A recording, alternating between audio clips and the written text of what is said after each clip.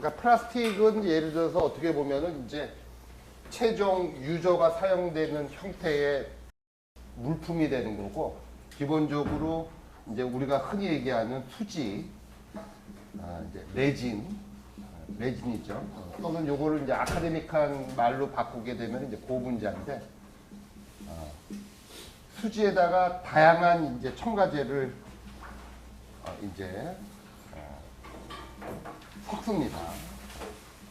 이렇게 섞는 과정을 우리들은 이제 배합이라고도 하고, 또는 우리들은 이제 컴파운딩 한다고 해요.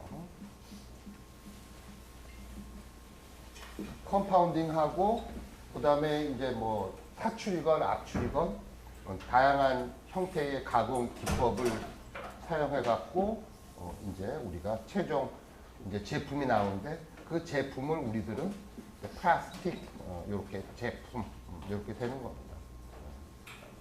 그래서 이제 플라스틱 제품 하게 되면은 딱 플라스틱을 이루고 있는 메인 시스템은 고분자지만 그거 하나만 들어가는 게 아니라 당연히 여러 가지 첨가제가 들어가는데, 요것도 뭐 뚜껑도 플라스틱 제품이지만은 요것 주로 PP로 만들지만은 요것도 지금 색깔이 있잖아요. 그죠? 일단 기본적으로 파란색 안료가 다 들어가 있겠지. 어떻게 보면 이제 고분자도 중요하지만은 그 고분자에 첨가되는 다양한 그 첨가제, 에디티브도 좀 꿰뚫고 있어야 돼요. 음식으로 따지면은 양념, 그죠? 소금이라든지 간장, 오일, 이런 거에 해당되는 거니까 우리들 쪽에서는 기본입니다. 한번 어떤 첨가제가 사용되는지 한번 봅시다.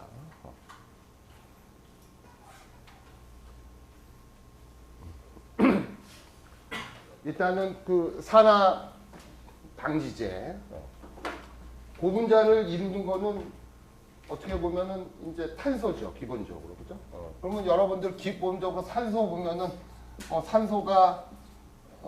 탄소가 이제 산소를 만나면은 일단은 요거를 우리들은 이제 뭐 연소라고도 할 수 있지만은 산화되는 과정이죠. 그죠?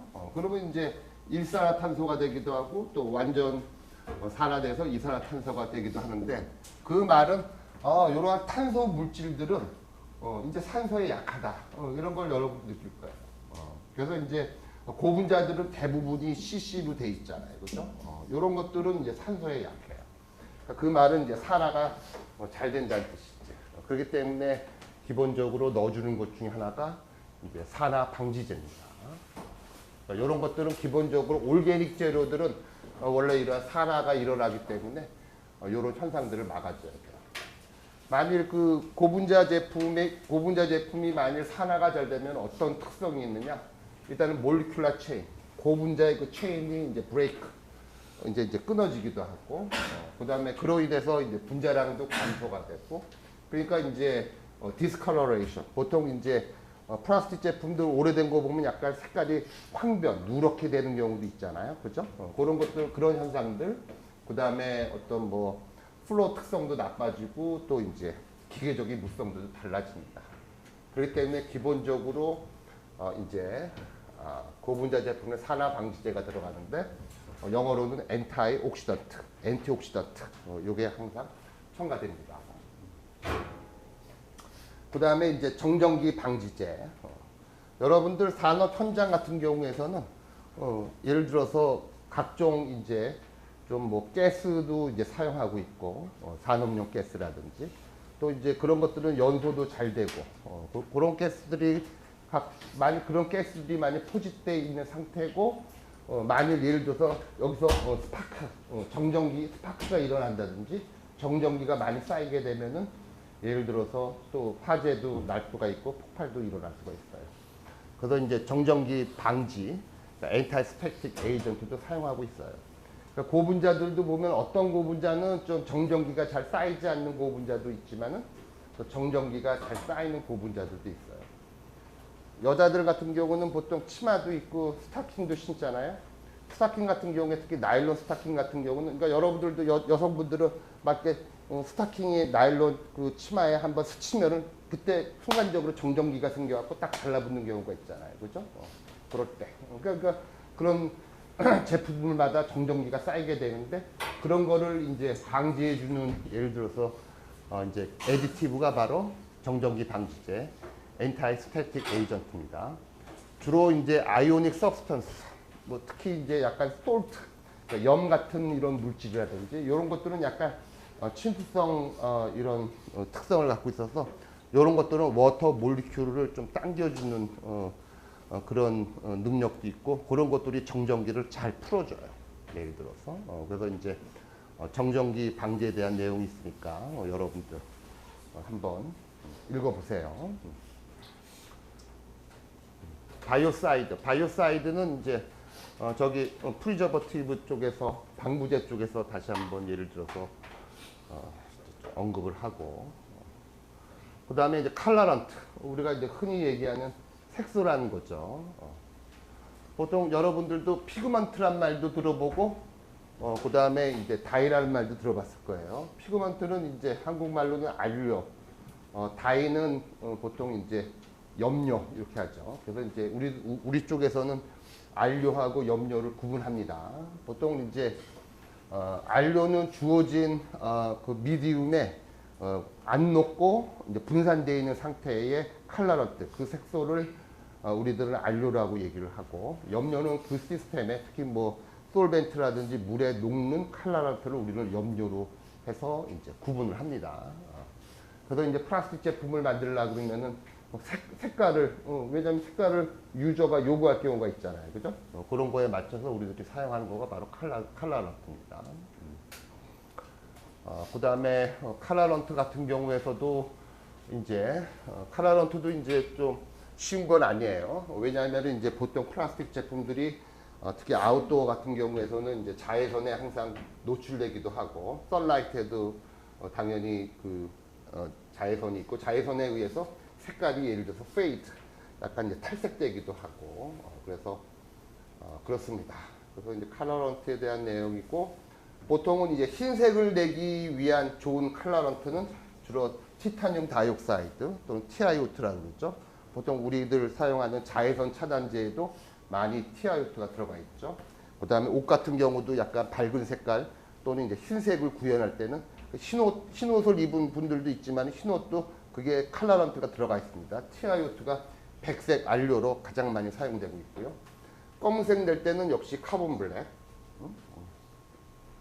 보통 타이어도 색깔이 보통 검은잖아요. 그게는 이제 카본 블랙이라고 하는 검은색 안료가 들어가서 이제 검은색을 구현을 합니다. 그 밖에도 어떤 제품은 좀 밤에도 조금 잘 보일 수 있도록 그래서 이제 플로레센스 약간 형광을 띠는 예를 들어서 그런 안료들을 또 개발되어 있고 필요에 따라 갖고 그런 것들을 플라스틱 제품에 투입을 해서 사용을 하고 있습니다. 요거는 칼라런트에 대한 내용이고요. 그래서 보통 여기서도 보면은 형광 안료 같은 경우에서는 이제 주로 뭐 징크 화합물이라든지 카드뮴 화합물 이런 것들을 사용하고 있다고 여기 문장에 있으니 요거는 여러분들 한번 읽어보면 될 거예요. 그 다음에 우리들 쪽에서는 이제 커플링 에이전트라는 거가 있어요. 사실은 이제 보통 플라스틱 제품을 만들다 보면은 플라스틱 자체도 이제 유기 물질이지만은 경우에 따라 갖고는 이제 무기 물질, 이놀게닉 이런 필러 같은 거를 이제 첨가할 때가 있어요. 근데 이제 유기하고 무기는 완전히 성질이 다르기 때문에 섞자마자 예를 들어서 계면 또는 표면에서 충돌이 일어나요. 그런 충돌을 막기 위해서 무기물 입자에다가 약간 그 표면 처리를 해줘요. 그런 표면 처리할 때 사용되는 거가 바로 커플링 에이전트라고 얘기를 합니다. 그래서 이제 이런 커플링 에이전트라고 하는 그러니까 이런 것들은 주로 이제 실리콘계가 이제 많이 사용되고 있고요. 실리콘계 커플링 에이전트가 주로 이제 그 이놀게닉 필러, 보통 고분자 쪽에서는 필러에 많이 사용되는 것과 실리카라고 하는 필러가 있어요. 그런 실리카 표면을 이제 커플링 에이전트로 코팅하고 그러면은 이제 좀 이제 재료 간의 이제 충돌이 좀 막을 수가 있죠. 그래서 그런 의미에 사용되고 있는 첨가제가 커플링 에이전트가 있고요. 그 다음에 이제 필러, 보통 이제 충진제라고도 하고 충전제라고도 하기도 하고 경우에 따라 약간 익스텐더 이런 표현도 쓰기도 해요. 그러니까 기본적으로 고분자 자체만 갖고는 특히 이제 기계적 물성이 잘 구현되지 않을 경우가 많은데 그럴 때 조금 이제 강도를 세게 하기 위해서 이제 필러. 보통은 이제 뭐 섬유 같은 걸 넣는다고도 얘기했죠. 뭐 글래스 파이버라든지 카본 파이버를 넣어갖고 이제 힘을 좀 좋게 하는 경우도 있지만은 돌가루 같은 걸 많이 넣어주면은 이제 더 보강이 됩니다. 보통 이제 그런 의미에서 이제 사용되는 거가 필러고요. 그래서 이제 필러를 왜 사용하느냐? 일단 고분자만 갖고는 이제 기본적인 그런 힘이 잘 안 나오기 때문에 그 고분자에다가 조금 이제 어떤 열적 성질, 기계적 성질 이런 것들을 더 향상시키기 위해서 충진하는 물질 이런 것들을 우리들은 필러라 그러죠. 뭐 보통 이제 뭐 미용 쪽에서는 필러 하면은 보통 나이 든 사람들 주름이 많이 생기니까 필러 넣어갖고 약간 탱탱하게 만든다는 뭐 그런 쪽으로 사용하고 있지만은 우리 쪽에서는 보통 필러 하게 되면은 보통 이제 돌가루가 돌이 힘이 좋잖아요. 그래서 이제 그런 것들을 주로 많이 얘기합니다. 필러에는 뭐 여러 종류가 있는데 조금 전에 뭐 실리카 얘기했지만은 보통 칼슘 카보네이트라고 하는 이런 필러도 쓰고요. 그다음에 탈크라는 필러, 그다음에 클레이, 점토, 실리카, 알루미나 뭐 여러 가지 종류의 필러가 있어요. 그래서 이제 그거에 맞춰서 이제 사용하기도 하고요. 그다음에 이제 글래스 스피어, 유리로 된 스피어 형태의 구 같은 것들도 이제 필러로 사용하기도 하고 그때 다르지만은 보통은 이제 플라스틱 제품의 기계적인 물성을 보강하기 위해서 이제 이렇게 필러를 사용하기도 합니다. 그다음에 이제 프레임 리타던트, 이제 난연제죠. 고분자의 약점이 예를 들어서 좀 불에 잘 타지 않겠습니까? 불에 잘 타는 석유로부터 만든 거가 이제 고분자 제품, 플라스틱 제품이니까 불에 좀 타죠. 보통 금속이라든지 세라믹은 우수한 거는 불에 안 타니까 우수하죠. 그러다 보니까 이제 플라스틱의 약점이다 보니까 약점을 보강해 주기 위해서 이제 넣어주는 물질. 그러니까 보통 한국말로는 난연제, 영어로는 이제 프레임 리타던트. 뭐 이런 것들이 있어요. 그래서 이제 프레임 리타던트도 종류가 여러 가지가 있습니다. 그래서 이제 클로린도 있고, 그 다음에 브로민, 포스포러스, 그 다음에 메탈계, 뭐 여러 가지 종류의 난연제가 있어요. 그래서 난연제도 보면 여러분들이 이제 난연제는 그냥 어떻게 보면 이제 할로겐 난연제가 있고요. 그 다음에 이제 인계 난연제, 그 다음에 이제 무기계 난연제 한 세 가지 종류가 있어서 예를 들어서 이제 불을 끕니다. 할로겐 난연제 같은 경우는 보통 이제 이게 기본적으로 연소가 이렇게 되는 거죠. 연소라는 거는 예를 들어서 연소의 메커니즘은 탄소를 갖고 있는 재료 또는 탄화수소 이런 재료들이 산소와 만나서 그 다음에 이제 산소도 있어야 되고 또 뭐가 있어야 되면 점화, 이그니션이 있어야 돼요. 점화가 되면은 이제 C가 CO 보통 이제 일산화탄소, 이산화 받으면서 여기서 이제 파이어가 생기는 거지. 그러면 보통 이제 여기서 해당되는 것은 요거는 이제 연료가 되는 거고, 그 다음에 요거는 산소가 되는 거고, 그 다음에 이제 점화가 일어나려고 하면 특정 예를 들어서 에너지가 필요해요. 그러니까 이제 불을 예를 들어서 불을 끌라 그러면은 보통 이제 연소가 되려 그러면 삼위일체가 돼야 돼. 연료가 있어야 되고, 그다음에 산소도 있어야 되고, 그다음에 이제 그 분위기에서 어느 정도의 에너지가 있어줘야지 이제 점화가 되겠지. 그래서 요 세 개가 이제 불이 났을 때 불이 일어나는 어떻게 보면 필요 조건이 되겠지. 그럼 불 끌라 그러면은 각각 요거를 하나씩 제거해 주면 불을 끌 수가 있겠지. 그럼 기본적으로 여러분들 불 났을 때 보통 소방관들이 물을 뿌리잖아. 물을 뿌리면은 이제 물 뿌림을 해갖고 그게 에너지를 낮춰주는 거지. 그러니까 이제 물을 뿌려주면 이제 물이 에너지를 흡열로 해갖고 지가 이제 기화가 되면서 열을 뺏어버리니까 또 불을 끄는 거지. 그지? 그러니까 보통 이제 불을 많이 끄고, 그 다음에 여러분들, 산소를 또 이제 제거해 주면은 예를 들어서, 이제, 되는 거지. 그죠? 그러니까 여러분들 보통 소화기 같은 경우는 보통, 불이 있을 때 그 불을 중심으로 약간 그 위에, 거기다 약간 뿌려주잖아. 거기다 뿌려주면은 그 근처에 있는 산소를 전부 다 산소의 농도를 다운 시켜줘. 그러면 불이 꺼지지. 그런 것들은 주로 이제 할로겐계 나는제가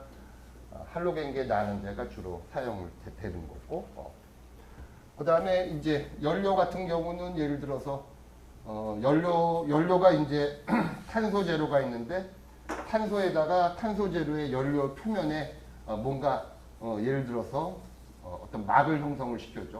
보통 우리들은 차르라고 그러는데 차르 같은 거가 CHAR이고 차르가 형성되면은 두꺼운 피막이 생성되면서 안에 있는 연료가 더 이상 바깥으로 노출 안 되니까 불을 끄게 하는 그런 또 한 이런 메커니즘이 있어. 그래서 이런 것들은 주로 이제 인계 나는제는 주로 차르 형성으로 불을 끄는 거고, 할로겐계 나는제는 주로 산소를 공격을 해갖고 산소의 농도를 다운시켜서 불을 끄는 거고, 무기계 나는제는 주로 많이 사용되는 거가 알루미늄 트라이하이드록사이드, 수산화 알루미늄이라고 그래갖고 요거는 이제 온도가 높아지면 H2O를 내뱉으면서 H2O가 나오면서 이제 주변에 있는 열을 확 이제 끄집어내 갖고 이제 뭐 그런 거지. 그런 식으로 불 끄는 거지. 그치? 열 내릴 때 이제 물 갖고 하는 거. 여러분들도 집에서 불 났을 때는 이제 급하게 이제 빨리 불 끄려 그러면 이불 같은 거 확 덮어버리잖아. 그럼 이제 표면에 이제 산소의 농도가 줄어드는 거지. 그치? 뭐 그러니까 알아서 불 꺼봤어요? 불 났을 때는 빨리 119 걸어라. 도망가도 돼. 일단 살아야 돼. 하여튼 요새 화재 같은 거 조심하시고요. 하여튼 요거는 플레임 리타던트에 대한 내용이니까 한번 읽어보세요.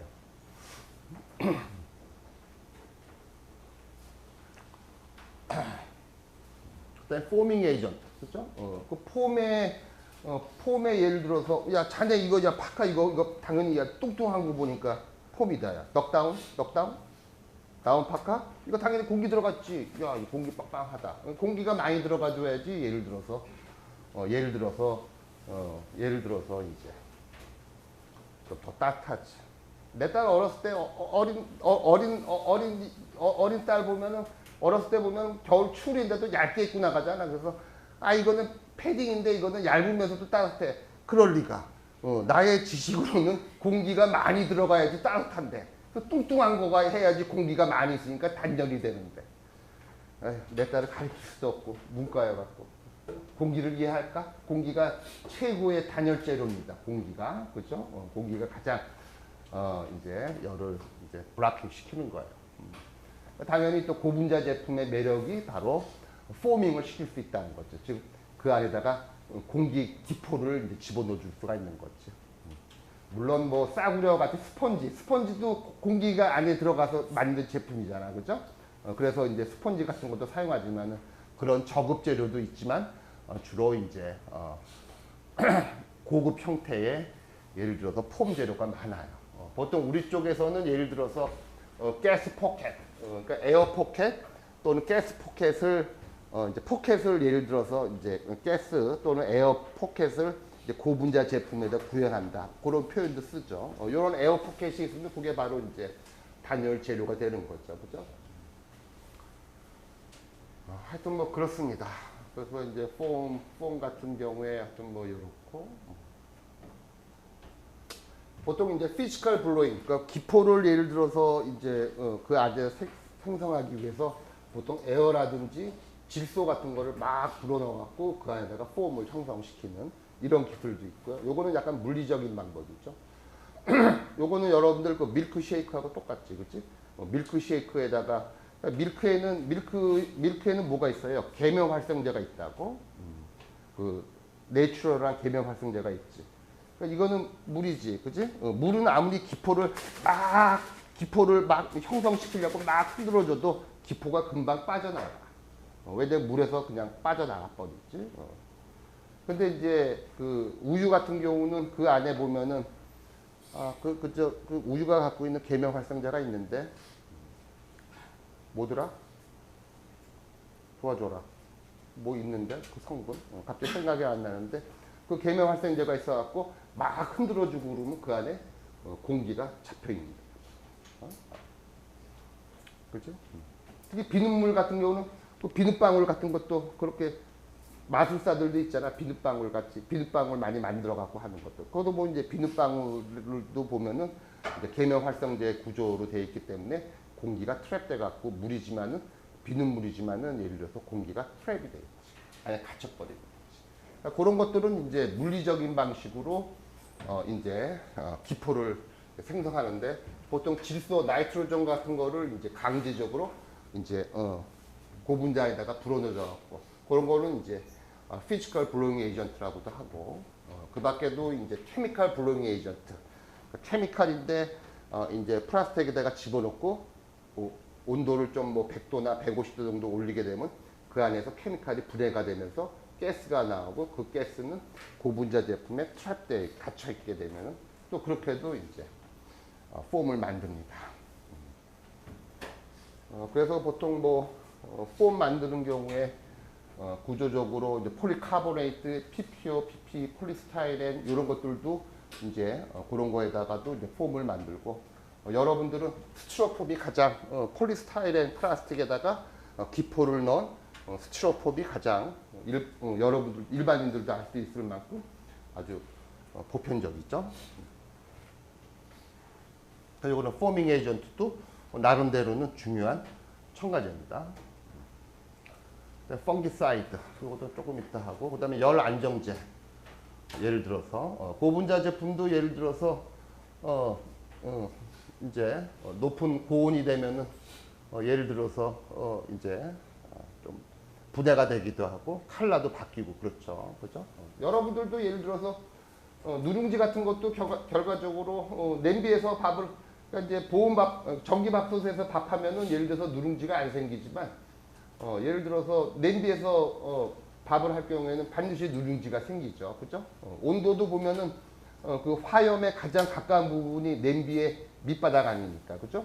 당연히 거기서 하면은 당연히 예를 들어서 거기에 있는 쌀들은 그 뜨거운 온도에 견디지 못하고 쌀들이 이제 변하게 되는 거죠. 그지? 약간 누리끼리 하면서 더 세게 이제 화염에 노출되면 꺾게도 변하는데 그것도 어떻게 보면은 쌀이라고 하는 재료가 밥으로 전환되는 과정 중에서 데그레데이션, 열에 의해서 분해가 되는 경우가 생기는 거죠. 여러분들도 계란 같은 거 프라이팬에서 구워봐서 알겠지만은 가끔 계란도 쉽게 타잖아. 그지? 탈 수도 있잖아. 시간이 지나면은. 이거와 마찬가지로 고분자 제품도 이제 성형을 하게 되는데 성형기 예를 들어서 금붕어빵 만드는 그런 몰드에서도 그게 온도가 꽤 높을 거란 말이야. 그런 또 표면에서는 또 이제 열 분해가 일어날 수가 있어요. 그러니까 그런 것들을 또 이제 고분자 제품 자체가 또 열에 좀 취약할 수도 있는데 그런 것들을 해결하기 위해서 넣는 것들을 히트 스테빌라이저 또는 이제 영어로는 서멀 스테빌라이저 한국말로는 열 안정제라고 합니다. 요거는 이제 기본적으로 고분자 제품이 열에 이제 좀 취약하기 때문에 열적인 서멀 데그레데이션을 막기 위해서 넣어주는 첨가제 이렇게 이해하면 되고 왜냐하면 이제 컬러가 또 바뀔 수가 있고 또 이제 피지컬 프로퍼티 같은 것도 바뀔 수가 있기 때문에 그럴 때 넣어주는 재료라고 보면 되겠죠. 보통 뭐 이제 바륨 계통의 열 안정제도 있고 카드뮴 그다음에 징크 메탈 이런 것들도 많이 알려져 있는 예를 들어서 열 안정제입니다.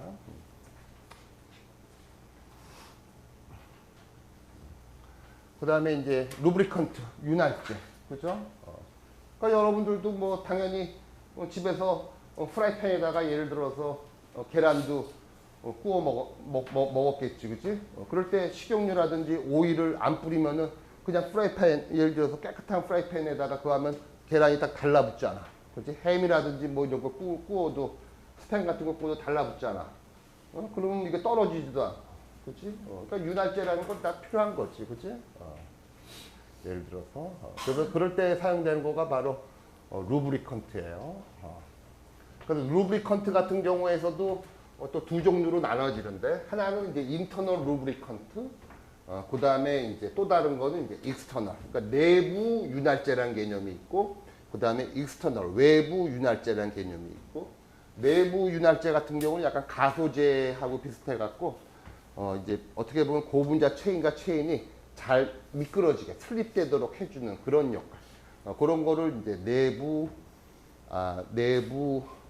이제 윤활제, 인터널이라고 그러고, 익스터널은 아까 예를 들어서 고분자 제품을 성형하는 과정 중에서 몰드, 외부에 있는 몰드 표면과 고분자 수지 제품 간에 그때 계면이 생기는데 거기서 잘 떨어져 나가야 되거든. 그럴 때 그런 경우에서는 이제 익스터널 루브리컨트가 필요하다. 뭐 이렇게 얘기를 합니다. 이런 것들을 한 번씩 읽어보고, 루브리컨트에 사용되는 것 중에 보면 패티 애시드, 지방산, 패티 알코올, 지방산 알코올, 패티 아마이드, 그밖에 또 이제 메탈 스테아레이트, 또는 파라핀 왁스, 그 다음에 테프론과 같은 플로린을 갖고 있는 고분자들은 약간 윤활 특성이 좋아서 이런 것들을 이제 첨가해서 윤활제로도 사용하고 있습니다. 그 다음에 저기 또 실리콘계 고분자도 윤활 특성이 좋아서 루브리컨트라고 저기 적혀져 있고요. 한번 읽어보세요.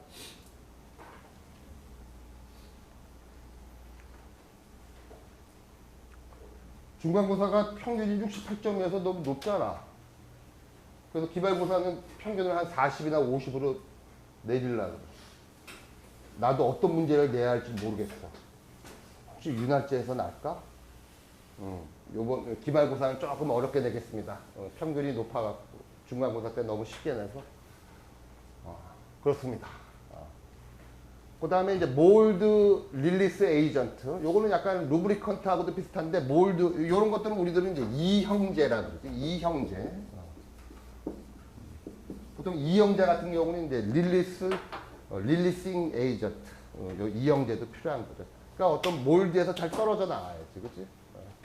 예를 들어서 길거리에서 붕어빵 만드시는 분들 보면은 붕어빵하고 그 금형에다가 이제 붕어 모양의 이제 금형에다가 이제 반죽, 밀가루 반죽 넣고 그 다음에 이제 그래서 이제 붕어빵 만든 다음에 뚜껑 열고 떨어져 나가야 되는데 그거 잘 안 떨어져 나가면 어떻게? 딱 달라붙어 있으면 그러면 또 이제 장사하는데 영업하는데 문제가 있겠지. 잘 떨어져 나가야 돼. 그러니까 이제 몰드 릴리스 에이전트 이런 것들도 예를 들어서 주로 사용합니다. 윤활제하고 비슷한 개념이에요. 잘 떨어져 나가야 되는데 이렇게 릴리스 잘 떨어져 나갔다 그런 거 할 때 보면은 이제 이형제라고도 표현해요. 그 다음에 뉴클리에이팅 에이전트 핵제.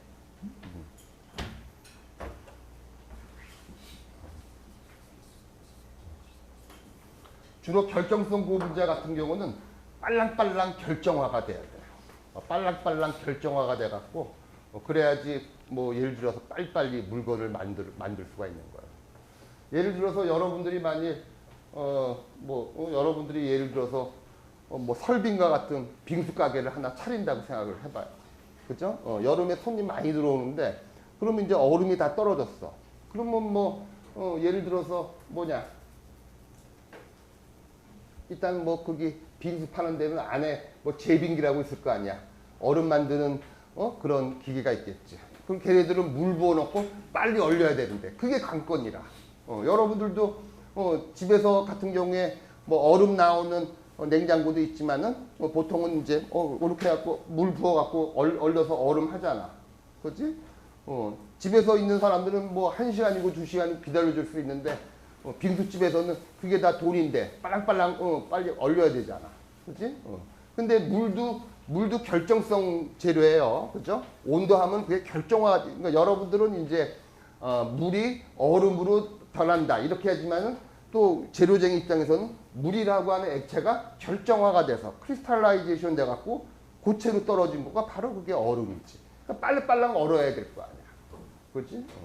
그럼 우리들도 고분자 같은 경우도 보통 높은 온도에서 가공하고 높은 온도에서 몰드에다가 넣고 고분자 제품을 이제 가공을 하는데 식혔을 때 빨랑 이렇게 결정화가 돼갖고 빨리 얼음과 같이 어느 정도 기계적 강도가 있는 그런 구체 형태로 빨리 변해줘야 돼. 그게 안 되면은 예를 들어서 물건 팔아먹기 어렵지. 그래서 이제 결정화를 빨리 시켜야 되는데 그런 결정화를 빨리 일으키려 그러면은 보통은 이제 물론 온도만 낮춰도 결정화가 일어나겠지. 근데 보통은 시간이 오래 걸려. 그래서 외부에서 인위적으로 결정화가 잘 일어날 수 있도록 뉴클리에이팅 에이전트, 핵제 같은 걸 집어넣죠. 이런 것들을 넣어주면은 이제 그 핵제를 중심으로 그 표면에서 크리스탈이 또 이제 많이 생기고 또 이제 그 크리스탈의 크기도 많이 커져. 이제 크리스탈이 많이 커지게 되면은 고분자 제품의 성질이 아주 좋아집니다. 그래서 더 모듈러스가 높다, 더 단단해지기도 하고, 더 스트렝스가 강해지고, 내열성도 향상되고, 뭐 웨어 레지스턴스도 좋아지고, 이런 또 이런 특성이 있어요. 하여튼 요것도 이제 특히 서머 플라스틱 같은 경우에서 주로 많이 사용되고 있는 첨가제입니다. 그래서 주로 사용되고 있는 뉴클리에이팅 에이전트 핵재료는 몰리브데늄계, 그다음에 그라파이트, 머큐리 브로마이드, 클로라이드, 또 다양한 종류의 이런 핵재들이 개발되어 있습니다. 그다음에 탈크도 역시 또 핵재의 특성이 있고요. 탈크 같은 경우는 화장품에도 많이 들어갑니다.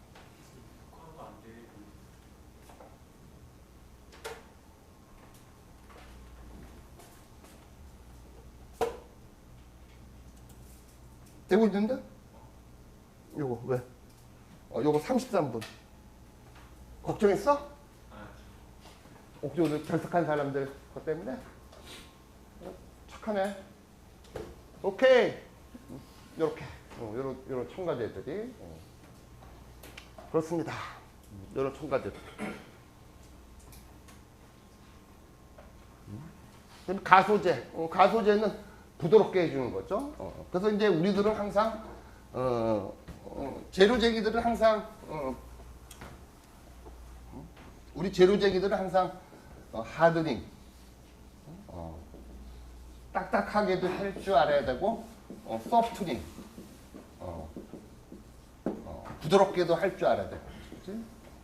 그러니까 여러분들도 예를 들어서 스테이크 같은 거 먹을 때 좀 딱딱하게 하려고 그러면 웰던 또는 뭐 이렇게 하고 부드러운 고기 먹으려고 그러면 약간 덜 구워주세요. 레어 또는 뭐 미디움 이렇게 하기도 하고. 그 다음에 단단한 고기 먹고 싶으면 등심으로 가야 되고 부드러운 고기 먹고 싶으면 안심으로 가야 되고 탕수육도 약간 또 씹는 맛 있는 딱딱한 탕수육 먹고 싶으면 소고기 탕수육으로 가야 되고 좀 이제 부드러운 탕수육 같을 때는 돼지고기가 조금 더 부드럽거든요. 그러니까 다 여러분들이 다 식감 같은 거 알 거야. 그래서 이제 하드닝, 소프트닝 이건 다 기술적으로 예를 들어서 필요한 거야. 보통 이제 재료 기술로 갈 때는 하드닝 시키려면 여기다는 필러를 많이 넣어야 돼. 필러 기술을 많이 넣으면 더 딱딱해지고 부드럽게 할 때는 여기는 뭐가 들어가? 지금 얘기하는 플라스틱 사이즈. 가소제를 많이 넣으면 더 부드러워지는 거지. 근데 이제 부드러운 플라스틱을 원하는 경우가 있거든. 그러니까 저거는 어떻게 보면 이제 어떨 때는 독이 되고 어떨 때는 약이 되는 거지.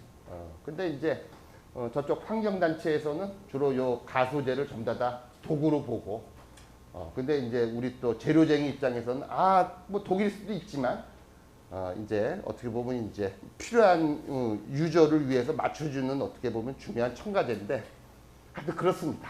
그래서 하여튼 요거는 뭐 PVC 쪽에서 프탈레이트가 하여튼 대표적인 거고요. 하여튼 뭐 이런 가소제는 고분자 체인들을 약간 플렉서블, 약간 부드럽게 해주는 그런 역할을 하기도 하고 또는 예를 들어서 플라스타이저를 또 다른 정의로 얘기할 때는 인터널 루브리컨트라고도 이제 볼 수가 있어요. 그런 내용들이 여기 있고, 그렇죠? 그렇습니다. 이건 한번 읽어보세요. 이거 다 내가 읽을 필요 없이 여러분들 한번 읽어도 될 것 같아요. 그 다음에 이제 방부제. 방부제는 예를 들어서 썩지 말라고 넣어주는 거죠. 어떤 고분자는 잘 안 썩지만은 또 어떤 고분자는 또 예를 들어서 좀 썩을 수가 있어요. 또 어떤 고분자 같은 거는 찌들이 이제 파먹을 먹기도 해요. 가끔은. 근데 보통 이제 친수성 고분자들, 특히 이제 물 속에서 사용하는 제품에는 항상 방부제가 들어가 있어요. 왜냐하면은 여러분들도 알겠지만은 물이 있는 곳에 이끼도 끼고 박테리아 뭐 이런 거가 번식할 수 있잖아요. 그죠? 그런 미생물들이 번식할 수 있기 때문에 가끔은 이제 필요에 따라 갖고 예를 들어서 플라스틱 제품에는 방부제가 들어가 있습니다. 그래서 일단 이런 것들 그죠? 한번 읽어보세요.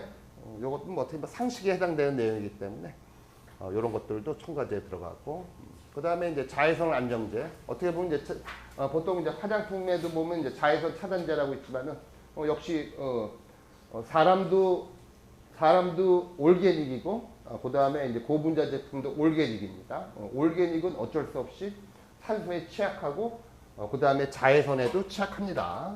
특히 산소하고 자외선이 만나면 이제 옥시전하고 그 다음에 자외선이 만나게 되면은 옥시전 다이라디칼이 생겨갖고, 이건 아주 치명적으로 아주 저놈이 공격하는 거예요. 특히 옥시전 다이라디칼, 예를 들어서. 그래서 이제 그런 것들을 이제 막아주기 위해서 보통은 이제 물론 TiO2와 같은 필러를 사용할 수도 있지만, 또 이제 유기 제품 형태의 또 이제 이런 자외선 안정제가 있으니까 이런 것들도 고분자 제품에는 이제 들어가기도 합니다. 그 얘기를 해주고 싶고, 그다음에 웨어 에디티브. 그다음에 물건도 많이 하면 닳잖아, 그죠? 여러분들도 옷 같은 거 보면은 항상 옷도 보면은 사람이 이렇게 하다 보니까 항상 여기가 많이 닳잖아, 그지? 여기가 많이 닳고, 옷 같은 경우도 청바지 이렇게 움직이게 되다 보니까 여기 무릎하게 단단 말이야, 그지? 청바지 같은 것도 오래 입으면은 여기는 잘 안 닳지만 여기가 무릎하고 이런데 자꾸 부딪히니까, 그지? 그러니까 이제 플라스틱 제품 같은 경우에서도 자꾸 접촉하는 거, 또 예를 들어서 뭐 플라스틱으로 된 바퀴라든지 이런 거 보면 항상 마찰에 항상 닳게 마련이지, 그치? 그래서 그런 걸 막아주기 위해서 넣어주는 거를 우리들은 웨어 에디티브라고 합니다. 웨어 에디티브. 여러 그라파이트 파우더라든지 미네랄 오일, 탈크 이런 것들도 있지만, 보통 이제 테프론 계통, 테프론이 잘 안 달아요. 그 다음에 이제 실리콘도 잘 안 닳고, 그러니까 요런 고분자를 조금 이제 플라스틱 제품에 넣어주면은 약간 닳지가 않아요. 그러니까 그런 것들에 대한 내용입니다. 그래서 이런 것들도 이제 웨어 에디티브라고 한다. 요거 이제 하고 꽤 많죠. 그죠? 여기까지 한 거면 엔타이 옥시던트, 엔타이 스태틱 에이전트, 바이오사이드, 컬러런트, 커플링 에이전트, 펑기사이드, 루브리컨트, 플라스사이저, 하여튼 플라스틱 쪽에서 좀 많이 사용되고 있는 첨가제를 한번 여러분들한테 소개를 한 겁니다. 그래요? 그러니까 여러 가지가 들어간 거가 꼭 어떻게 보면 여러분들 비빔밥이라고 보면 되죠. 그러니까 비빔밥에서도 무게로 따지면 메인은 역시 쌀밥일 거 아니야, 그죠? 쌀밥이고 나머지 이제 쌀밥이 메인이고, 그 쌀밥을 여러분들 고분자 수지라고 생각하면 돼요. 그러니까 쌀밥이 메인이고 그 위에 이제 첨가제로 당연히 고추장도 들어가고, 아까 참기름도 뿌리잖아, 그지? 그 다음에 뭐 시금치, 뭐 거기 들어간 나물들 뭐 한두 개야. 그 다음에 소고기 간 거, 그라운드 비프 같은 것도 넣어줄 수가 있고, 똑같아. 그러니까 플라스틱 제품도 기본적인 고분자 수지에다가 다양한 첨가제가 들어가서 이렇게 탄생한 겁니다. 그 다음에 이제 뭐 비빔밥 같은 거 먹어보면 여러분들 비빔밥 딱 갖고 나오면은 야, 그거 좀 비벼라, 비벼라 그거잖아. 좀 비벼야지 먼저. 숟가락 갖고 비비는 거. 그거를 우리 고분자 쪽에서도 고분자 수지에다가 다양한 첨가제를 넣고 비벼야 되잖아.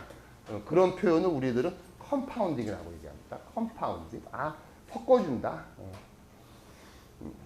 또는 이제 배합한다. 예를 들어서. 보통 소맥 같은 경우도 소맥 만들 때 보면 소주하고 맥주하고 적당한 양 계량해갖고 딱 넣고 그것도 배합 잘해야 되겠지. 그지? 요거는 그 저 반도체를 이제 이렇게 한번 포장하는 재료인 EMC라고 하는 재료가 있어요.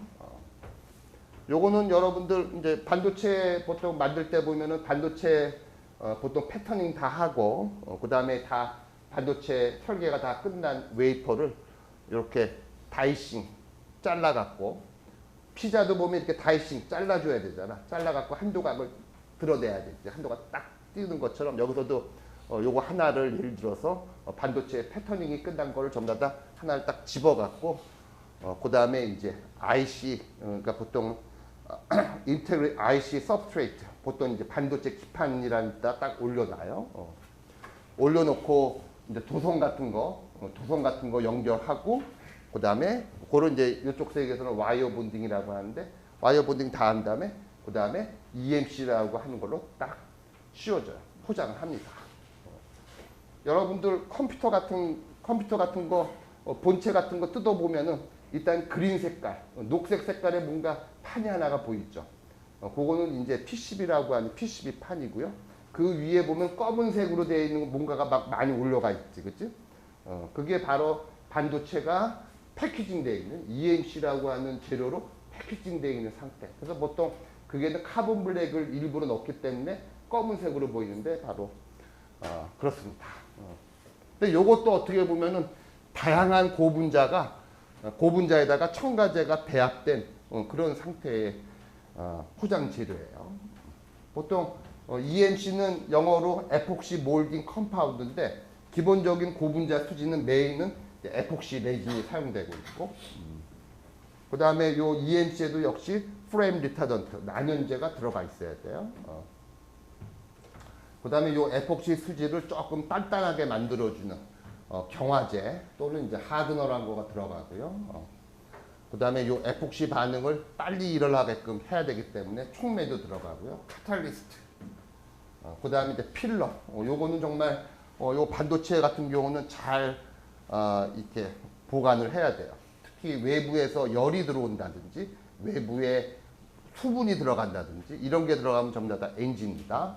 그래서 이제 필러를 넣어주게 되는데 주로 실리카라고 하는 SiO2라고 하는 그 필러가 많이 들어가고 커플링 에이전트 보통 유기하고 무기재료는 계면에서 충돌이 일어나는데 그 충돌을 막아주기 위해서 보통 커플링 에이전트라는 것도 넣어주기도 하고요. 그다음에 모디파이어 보통 이제 이런 것들도 충격에 예를 들어서 조금 이제 약간 내충격성을 보완해주기 위해서 약간 러버 성질과 같이 뭔가 충격을 스트레스를 예를 들어서 이렇게 해소시켜줄 수 있는 재료 그런 모디파이어도 들어가고 그 다음에 이것도 몰드에서 금형에서 작업해야 되는데 금형에서 잘 떨어져야 되는데 그러려 그러면 몰드에서 리리스가 잘 되기 때문에 약간 여기도 약간 소량의 왁스가 들어가서 금형에서 잘 떨어지게끔 이렇게 하고요. 그다음에 뭐 플레임 리타던트도 올게닉 플레임 리타던트도 있고 이놀게닉 또는 미네랄 플레임 리타던트로 해갖고 뭐 안티몬 옥사이드라고 하는 요런 또 플레임 리타던트가 쓰기도 하고 그다음에 이제 요건 보통 EMC는 검은색으로 타이어와 마찬가지로 검은색으로 보통 이렇게 만들어 놓기 때문에 카본 블랙이라고 하는 이제 안료가 들어가서 검은색처럼 타이어와 마찬가지로 검은색처럼 보이게끔 이렇게 해서 사용하고 있습니다. 오케이.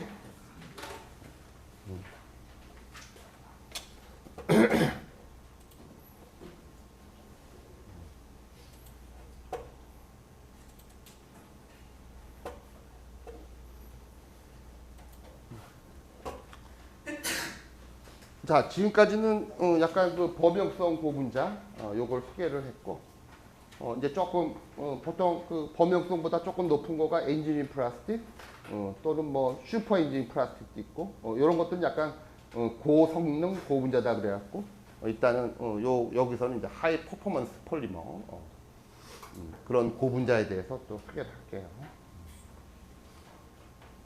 그러니까 여기서도 지금 보면 커머디티 플라스틱 그 다음에 엔지니어 플라스틱, 그다음에 이제 하이 퍼포먼스 또는 슈퍼 에이지 플라스틱. 여기는 요 정도는 한 유니클로, 다이소 요런 느낌. 유니클로, 자라도 여기다 둘까? 요거는 뭐지? 요거는 한 폴로 또는 빈폴. 좀 비싸지. 폴로하고 빈폴 비싸잖아. 요게 한 중간 정도. 여기는 샤넬, 루비통, 구찌 요렇게 다 이제. 그래도 뭐 유니클로, 범용이, 다이소 물건 잘 팔리잖아. 여기 가성비 좋으니까. 그러니까 이거 쓸 사람은 이거 쓰고, 그렇다고 뭐 꼭 뭐 이것만 제일 좋은 거 아니지. 어떨 때는 이거 써야지, 그지? 어떨 때는 후진 거 써도 되고, 어떤 거 중간 거, 고급 다 있는 것처럼 이렇게. 우리 재료쟁이들은 뭐 꼭 뭐 이거 뭐 하이 퍼포먼스 샤넬급을 만들어야지 뭐 멋져 보이고 그런 거 없습니다. 돈 많이 벌면 창땡이지. 오히려 폴리에틸렌이 가장 저렴하지만 가장 베스트셀러야. 양떼기를 그냥 많이 팔아먹으니까. 그렇게 접근을 해야 돼요. 뭐 어느 게 좋고 이렇게 하는 거는 좀 안 맞는 것 같아요. 요거는 앞에서 범용 플라스틱, 커머디티 플라스틱 한 5개 정도 되는 거 머릿속에 집어넣으라고 그랬죠. 폴리스타이렌, PVC, PP, PE, 여기 뭐 빠졌나? PMMA를 넣을까? 아크릴 같은 것들. 요거는 앞에서 한번 한 것 같은데 똑같은 자료니까 넘어갈게요. 그 다음에 이제 엔지니어링 플라스틱, 가끔 이제 영어로 약자로 EP 이렇게 얘기도 하는데, 이제 이렇게 EP 하면 요거는 엔지니어링 플라스틱을 얘기하는구나 이렇게 얘기도 하고. 초기에 이제 뭐 보통 기술들이 좀 들어올 때 일본에서 많이 넘어오고, 일본 애들이 주로 썼던 말들이 그냥 예를 들어서 쓰기도 하는데, 엠프라, 그러니까 엔지니어링 플라스틱을 일본 애들이 엠프라 많이 불렀거든요. 초기에 70년대, 80년대. 그러다 보니까 또 이제 가끔은 이제 문헌 같은 데서 엠프라는 말이 나오는데, 엠프라 하면은 엔지니어링 플라스틱을 이제 지칭하는구나. 이렇게 하면 될 거예요. 그래서 이제 엔지니어링 플라스틱은 보통 기계적 물성도 어느 정도 있어서 컨스트럭션, 뭔가 구조용 재료에도 쓰일 만큼의 기계적 특성과 열적 특성을 갖고 있다. 이렇게 머릿속에 집어넣으면 되고, 여러분들도 엔지니어링 플라스틱은 적어도 이제 뭐 기계적 특성은 차차하고더라도 이제 온도 범위로 하면 100도에서 150도에서는 이렇게 주로 서비스 템퍼러처를 갖는 그런 고분자로 이해하면 될 거예요. 그래서 여러분들 이미 전부 다 한번 들어봤겠지만 ABS라고 하는 고분자가 있죠. 그 다음에 폴리아마이드. 폴리아마이드는 이제 브랜드 이름이 나일론이 더 유명하고, 기본적으로 나일론 6와 나일론 더블 6도 알아야 되고, 하지만 나일론도 나일론 6, 10, 6, 12 나일론 종류도 수십 종류예요. 폴리에스터 하면은 PET, PBT를 알아야 되고, PET가 약간 저가고 PBT를 조금 한 수 위. 그래서 PET의 E는 에틸렌 글라이콜을 의미하고, B는 부탄다이올 또는 부칠렌 글라이콜을 의미하고.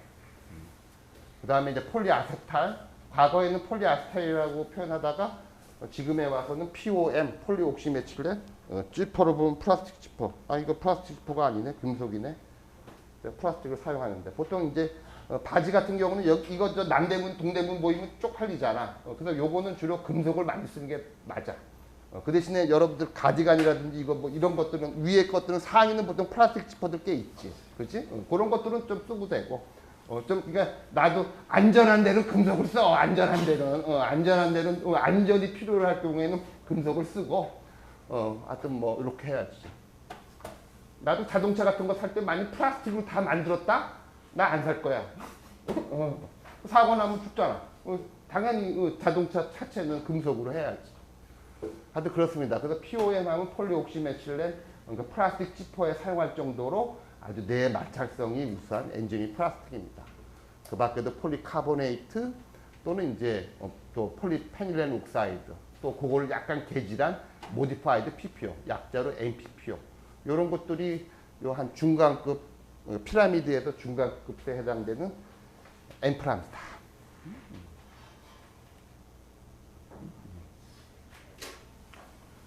그래서 요거는 약간 엔지니어링 플라스틱하고 하이 퍼포먼스 플라스틱을 약간 문장으로 표현했으니까 요런 것들은 조금 한번 여러분들이 좀 읽어봐요. 이렇게 보고. 요런 것들은 그러니까 엔지니어링 플라스틱은 우리가 앞에서 소개했던 커머디티 플라스틱, 그러니까 폴리에틸렌과 같은 범용성 플라스틱보다 슈페리어, 월등한 미케니컬 프로퍼티, 기계적 특성과 열적 성질을 갖고 있다. 이렇게 여러분들이 이해를 해야 되고, 보통은 서머세트 고분자보다는 서머 플라스틱을 지칭한다. 그러니까 앞에서 소개했던 거가 대부분 서머 플라스틱 특성을 갖고 있습니다. 당연히 엔지니어링 플라스틱은 예를 들어서 일단은 그 커머디티보다는 조금 더 덜 팔리죠. 그 양으로 따질 때는 왜냐면 비싸니까. 그 대신에 뭐 그렇고. 그 다음에 이제 ABS 같은 경우도 약간 뭐 범용적인 ABS도 있지만은 ABS도 약간 어떻게 보면 이제 어떤 사람들이 ABS를 커머디티에 놓는 사람들도 있지만, 왜냐면 싸구려급의 ABS도 있지만 보통 또 ABS는 약간 고급형 해가서 엔지니어링 플라스틱에 놓는 사람이 많은데, 저도 ABS는 약간 엔지니어링 플라스틱에 놓는 게 맞다고 생각을 해요. 그러니까 ABS 같은 거는 자동차의 범퍼에도 사용되기도 하고 대시보드의 트림에도 사용되고 하고, 여러분들 레고 블럭 갖고 놀았었죠? 어렸을 때. 그 레고 블럭이 전부 다 ABS입니다. 레고 블럭이. 그렇죠? 그 다음에 이제 폴리카보네이트도 사용될 수 있지만은 폴리카보네이트에다가 조금 내충격성을 보강시키기 위해서 ABS를 섞기도 해요. 이런 것들도 있고요. 그 다음에 이제 ABS 하여튼 뭐 그거고, 폴리카보네이트도 역시 하여튼 질기고 내열성도 좋고, 그래서 모터사이클 타는 사람들 헬멧, 그리고 폴리카보네이트고, 나일론도 예를 들어서 나일론 스타킹에 들어가는 나일론은 약간 저급수로 볼 수 있지만은, 여러분들 겨울에 스키라든지 스키 그 부츠 이거 전부 다 나일론입니다. 그런 물성이 좋은 거가 있어요. 그다음에 여기서 뭐 나온 건데, 폴리카보네이트는 특히 임팩트 리지스턴스, 내충격성이 좋고, 폴리아라미드, 나일론은 특히 이제 어브레이전, 내마찰 특성이 좋고, 뭐 이런 것들 그렇습니다. 한번 읽어보세요. 이런 것들을 다 내가 언급하기는 그렇고.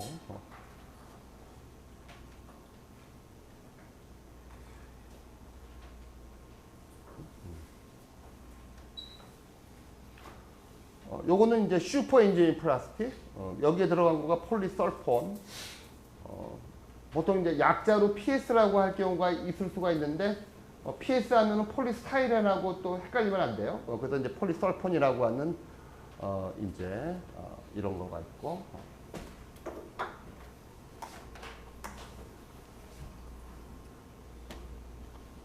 요거는 설퍼잖아요. 근데 이제 요거가 이제 산화된 구조가, 이게 설폰 구조입니다.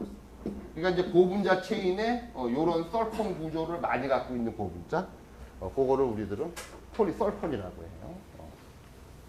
그 다음에 폴리이서설폰, 약자로는 PES라고 합니다. 단위 구조의 옥시전, 에테르 그룹도 갖고 있고, 그 다음에 설폰도 같이 갖고 있다 그래갖고 폴리이서설폰.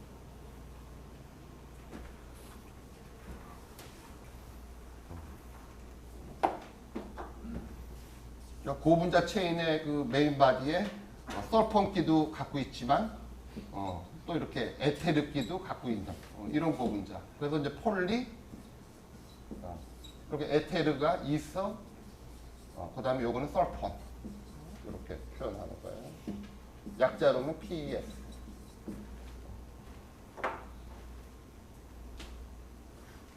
샤넬하고 루비통을 하는데 PES를 몰라? 이거에 대해서 어떻게 생각해요? 시험 문제 내야지. 샤넬급을 다 써라. 폴리이서키톤. 요거는 이제 단위 구조에 에테르 결합도 있고 키톤 결합도 있는 거. 그래서 약자로는 요거는 폴리 PEK라고 합니다. 그다음에 PEK. 요거는 이제 단위 구조에 에테르가 두 개 있어요. 에테르가 두 개 있고, 단위 구조 내에 에테르가 한 번 나오고, 또 한 번 에테르가 나오고, 또 한 번 키톤이 나와갖고, 그러니까 이제 에테르가 두 개 나오고, 에테르. 원래는 이서라고 읽어야지. 폴리 이서 키톤이라고 하죠. PEEK. 요런 또 명품입니다. 저기서 정말 명품이 뭐냐 그러면 나는 피크라고 할 것 같아. 피크가 샤넬이다, 샤넬.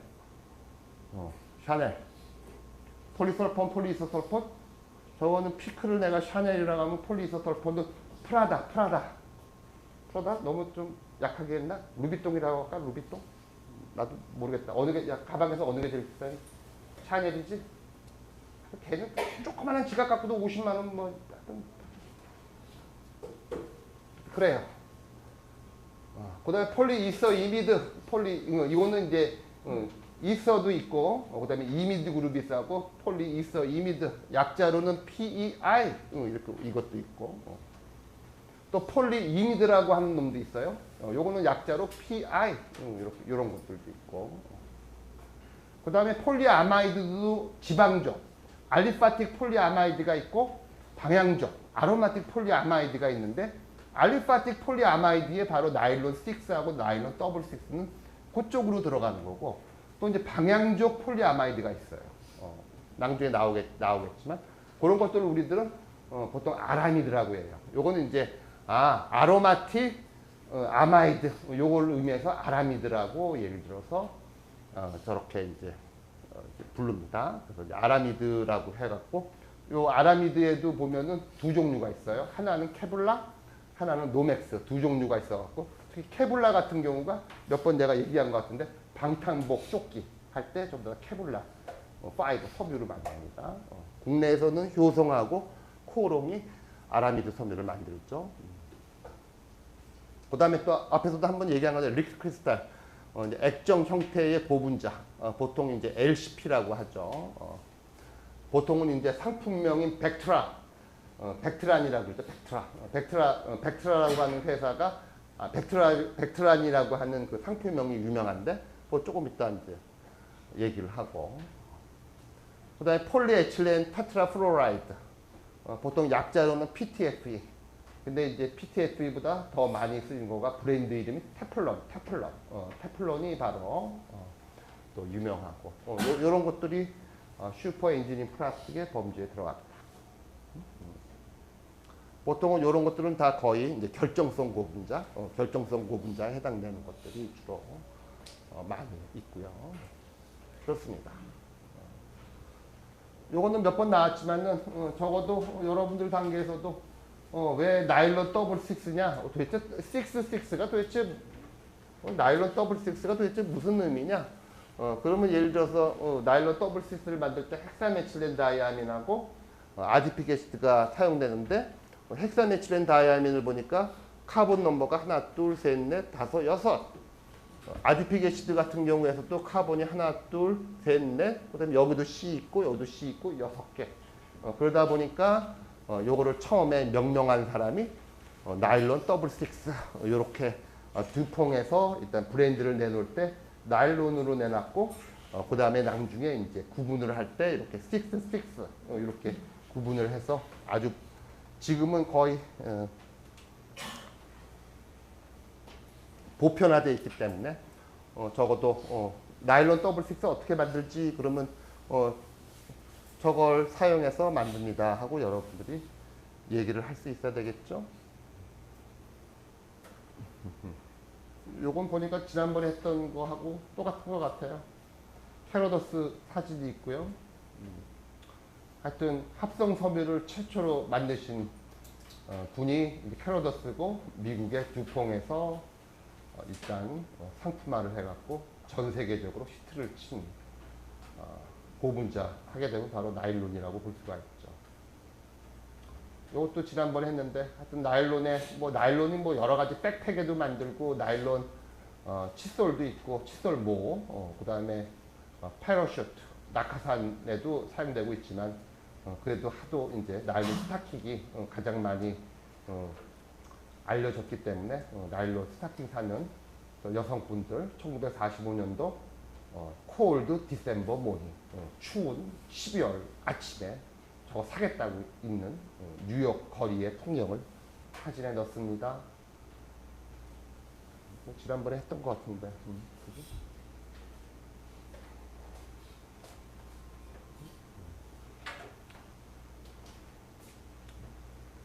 요거는 고분자 쪽에서 요거는 앞에서 한번 얘기했지만은 고분자의 정체를 밝혀냈고 고분자를 어떻게 하면 만들 수 있을 거라고 하는 그런 개념을 정립하신 분이고 독일 분이고 허먼 스타우딩거.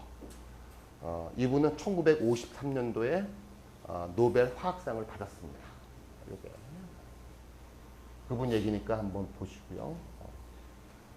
그 다음에 1963년도에 이거는 지금 보면은 이제 요분은 독일의 지글러 나타, 요분은 이탈리아의 요분은 이제 요분이 이제 칼 지글러, 요분이 이제 독일의 지글러 교수님이고요. 요분은 이태리의 나타라는 분이에요. 결과적으로 이 양반 때문에 폴리프로필렌도 결과적으로 개발됐고 지금의 뭐 하이데스티 폴리에틸렌의 물성도 또 상상시켰고 아주 지글러 나타 촉매라고 전설적인 촉매를 개발하신 분입니다. 그래서 이 양반들 때문에 일단은 고분자 쪽에서 폴리올레핀, 올레핀 다양한 올레핀을 다 중합할 수 있는 그런 기술을 우리 후손들이 얻게 된 거죠. 업적이 크기 때문에 1963년도에 노벨 화학상을 받았습니다. 이분은 폴 존 플로리라 그래갖고 요분도 이제 고분자의 어떤 물성적인 측면 이런 것들을 주로 연구를 많이 해서 우리 쪽에서는 또 전설이에요. 이분도 1974년도에 노벨 화학상을 받았습니다. 이분도 드잔이라는 분이고 프랑스 사람입니다. 이분도 고분자에 대한 연구를 통해서 1991년도에 노벨 물리학상을 받으신 분이에요. 이분은 알란 히거란 분이에요. 히거란 분이어갖고 2000년도에 이제 요분 히거하고 그 다음에 미국의 맥다이어미드, 그 다음에 이제 일본의 시사카 교수하고 공동으로 전도성 고분자. 고분자는 보통 절연체로 알려져 있었는데 도핑이라는 기술, 뭐 이런 것들을 이제 부가적으로 사용하면은 전기를 흐를 수 있는 고분자. 그래갖고 이제 전도성 고분자란 걸로 고분자 화학을 고분자 그 노벨상을 받으신 분이에요. 요거는 좀 그라펜 얘기가 돼갖고 요거는 어떻게 보면은 이제 고분자하고는 상관이 없는데 요 얘기를 내가 싫은 거는 가끔 플라스틱이 여러분들도 보면 플라스틱 하면은 뭐 골칫덩어리 뭐 이렇게 취급이 되고 약간 좀 어떤 사람들은 뭐 플라스틱 프리 하면서 가끔 연예인들도 플라스틱 프리로 가자 하면서 지는 폴리에스터하고 나일론 옷 다 입고 다니면서 그러니까 그런 식으로 해갖고 약간 플라스틱 쪽에 관련된 학문을 약간 비하하는 뭔가 그런 분들도 저쪽 진영에는 꽤 있어요. 그래서 이런 것들은 내가 보면은 이 고분자 쪽에 즉 플라스틱을 이루고 있는 아카데미 쪽에서는 고분자라고 하는 이런 학문이 있는데 이게 정말 여러분들 내가 소개한 거가 노벨상을 받을 정도로 학문적인 가치가 있는 분야인데 잘 모르는 사람들은 함부로 요 플라스틱에 어떻게 보면 좀 비하해서 말하는 사람들한테 일침을 가하고 싶은데 저는 안 할래요. 여러분들이 나 대신 일침을 놔줘라. 열심히 해라. 이거는 플라스틱도 역시 학문적인 가치가 있는 것이었다. 요거는 얘기하고 싶네요. 기말고사 때 우리 한 문제로 승부낼까? 플라스틱에 대해서 어떻게 생각하느냐. 논술 비슷하게. 한 문제로 그냥 어떻게 생각하냐. 한 문제로 승부할까? 응?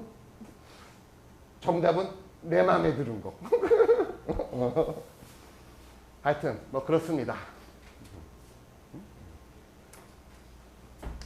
요거는 나일론 이제 더블 6고 나일론 6를 만들어 갖고 요렇게 일단 고분자 수지를 먼저 만듭니다. 요거 갖고 이제 방사하고 연실하고 그래갖고 요거는 보빈이라는 데다가 나일론 섬유를 이렇게 담아놓은 거예요. 결과적으로 뭐 여러 가지 뭐 인간이 뭐 발명품 뭐 여러 가지 좋은 발명품 있죠. 많죠, 발명품. 그죠? 여러분들은 스티브 잡스 좋아해갖고 스마트폰이 최고의 발명품이라고 생각하시나? 근데 가끔 여름에는 더 죽을 때는 예를 들어서 에어컨하고 냉장고가 장땡이잖아. 그럴 때는 어떻게 보면 뭐 스마트폰이 뭐가 최고의 발명품이야. 더 죽을 때는 그냥 에어컨하고 냉장고가 최고지. 근데 인간의 최고의 발명품 뭘 해야 될지 모르겠지만은 인간이 이 합성섬유 안 만들었으면 어떻게 할 뻔했니? 우리 어떻게 될 뻔했냐? 어떻게 생각하니? 이것도 갑자기 좋은 아이디어가 나는데 시험 문제 이거 해야지. 여러분들이 생각하기에 가장 인간이 발명한 최고의 발명품은 무엇이냐? 그럼 뭘로 하게 되냐? 그렇습니다. 하여튼 요거는 일단은 여기다가 지금 아디픽 애시드하고 헥사메틸렌 다이아민을 일단은 어떤 컨테이너에 넣고 솔트를 형성시켜 갖고 나일론 수지 만들고 요거를 갖고 이제 실을 뽑아 갖고 이렇게 되는 공정을 가볍게 적었어요. 여러분들 한번 소개하려고. 요거는 이제 헥사메틸렌 다이아민이고요. 요거는 이제 세바코일 클로라이드라고 하고, 요거는 카본이 6개, 요거는 카본이 10개. 요걸로도 좋은 고분자가 만들어져요. 요런 거는 나일론 610입니다. 그러니까 여러분들한테는 그냥 초급 과정에서 나일론 더블 6하고 6만 소개를 했는데 610도 있고 612도 있고 나일론 6T도 있어요. 여러 가지 종류가 한 수십 가지 있어요. 요거는 예를 들어서 다이아민하고 요건 애시드 클로라이드인데 이런 것들은 이제 계면에서 중합할 수가 있어요.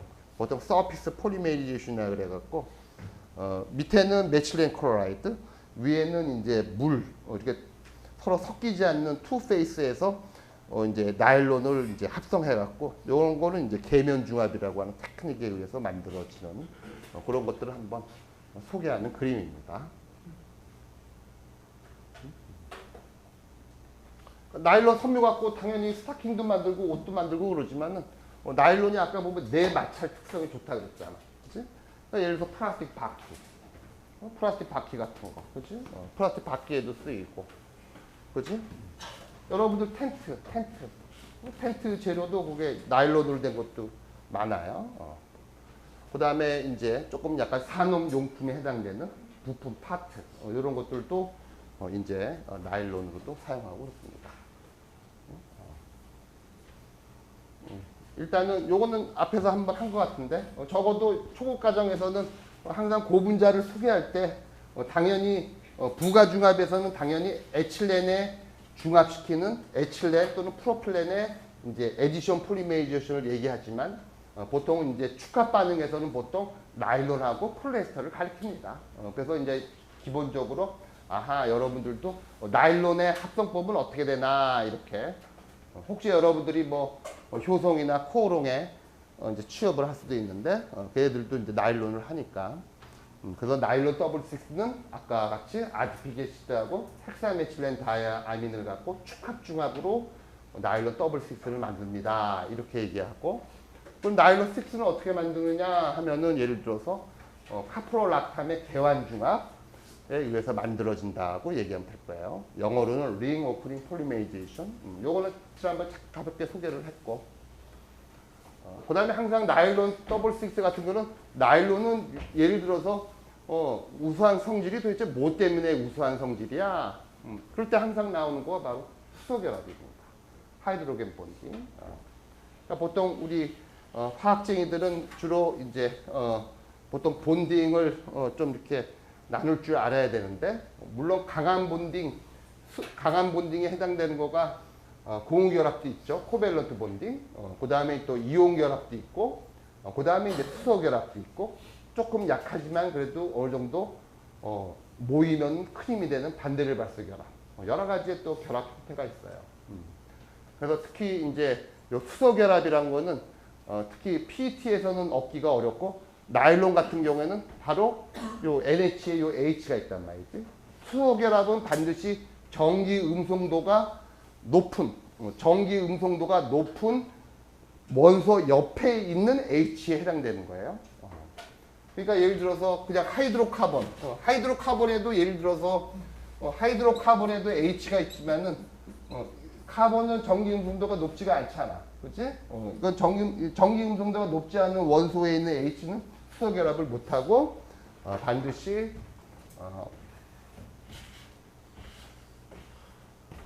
이런 같이 보통 옥시전 옆에 있는 H라든지 또는 질소 옆에 있는 H 이런 것들이 주로 하이드로gen 본딩에 참여합니다. 그래서 이제 항상 나일론 얘기하면은 가끔 이제 물성 얘기하시는 분들은 주로 하이드로gen 본딩 그 키워드를 중요하게 생각합니다. 폴리에스터네. 이건 다음에 할까요? 오늘 나일론까지 할까?